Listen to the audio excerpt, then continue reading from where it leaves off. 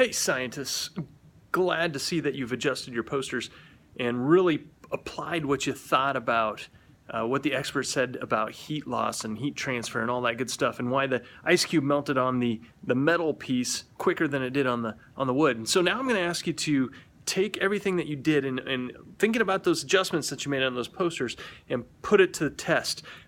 Your task right now is to design for me some kind of cup that will hold a half cup of water and either keep heat in that cup, like hot water or hot coffee. If I put hot coffee in there, it's got to keep as much heat as possible for 20 minutes. Or if you put ice in it, it keeps it cold for 20 minutes, as long as possible. And so you need to decide how you're going to design this cup. Are you going to design it to keep the heat in, or are you going to design it to keep the heat out? So applying everything that you learned from how heat moves through objects, you need to do this in mind. Now, I'm going to help you out a little bit with this. Before you start designing your thermos, and you're going to do it on a sheet of paper like this one up here on the counter. I got a whole bunch of sheet of paper up here on the counter. You just design your thermos right on there. I'm going to let you know that every thermos either will be starting with a styrofoam cup. That will be your core, is what we'll call it. This has got to be inside your thermos that holds the water, or a plastic cup. You can choose how you want to design it, styrofoam or plastic cup. I don't mind. You're probably going to make a really good decision there based off of what you know about heat transfer on what you're going to do. Design your thermos, draw it up on that piece of paper, draw what you're going to add to it. If you think you need to add different materials or tape or whatever it is you want to add that will help it hold that heat or help keep the heat out, you can add to this cup. My only rules are that the cup must be able to fit in my hand. I can't have a cup that's the size of a basketball, but it fits in my hand. I can put it in the lunchbox, and it can hold a half a cup of water inside. So you don't want to puncture holes in this thing or use something really small. It's got to be able to hold a cup of water or 2 or 3 ice cubes inside of it. Those are basically my only rules. And what you're aiming for is that you can beat the cup by itself, that whatever you add to the cup will outperform the cup by itself. And so I'd love for you to design your thermos right now. Draw in a picture, draw a cutaway picture, what it's going to look like. What are you going to add to that thermos to help with the heat and stuff like that? As soon as you're done drawing, check out the rest of this video.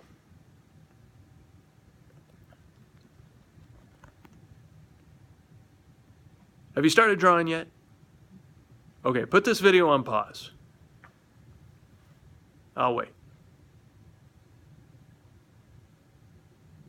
All right, hey, now that you have your cup completely designed and you drew out what you want to do on there, I'm going to have you get in groups of 2 or 3, talk to a few people, find out who's designing a cup that's similar, who's also wants to hold the heat in, or who wants to keep the heat out, so you guys can work on a cup at the same time. Take your ideas and share your ideas with each other and go from there.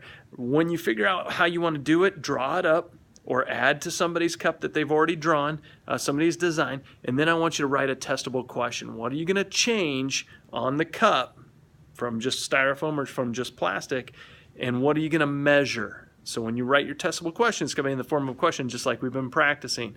If you change this, what are you going to measure? Okay?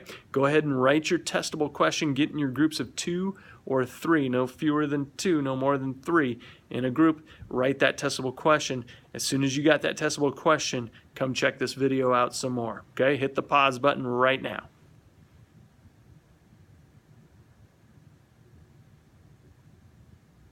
Did you get in a group?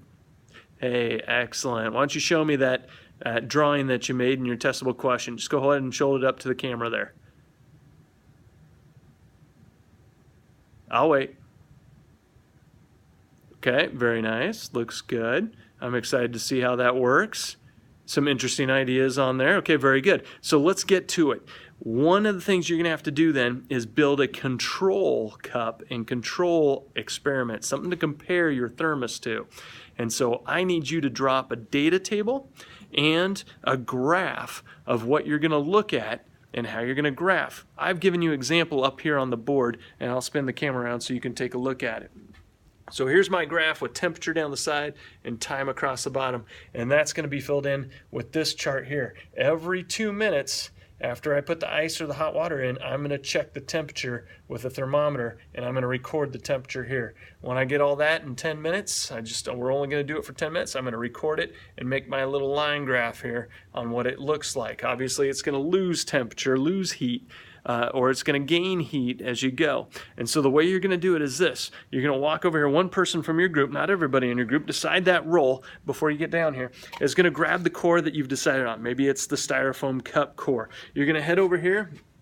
If you decide to put ice in it, maybe you open this up and you get 2 or 3 cubes of ice and drop it in here. I've also got thermometers here right next to it, and so you can drop that in and take an initial temperature and get that very first temperature at 0 minutes going, and then see where it goes from there. Maybe you don't want the ice. Well, come over here, and Ms. Mann is going to help you out. She will make sure that this is nice and warm, and I'm going to have a thermometer in here with water in here, and it'll give you a temperature. You write down that temperature right away. She'll give you a half a cup of water to put in your styrofoam cup. You grab a thermometer, drop it in there.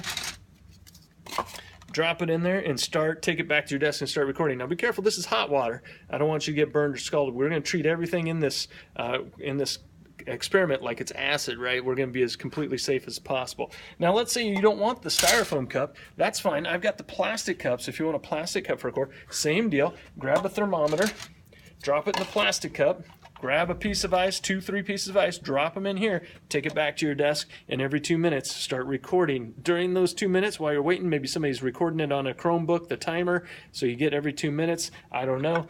Maybe you're working on the design that you guys are going to put together yourselves, and if you want to make more than one thermos in your group, I'm okay with that. That's fine with me.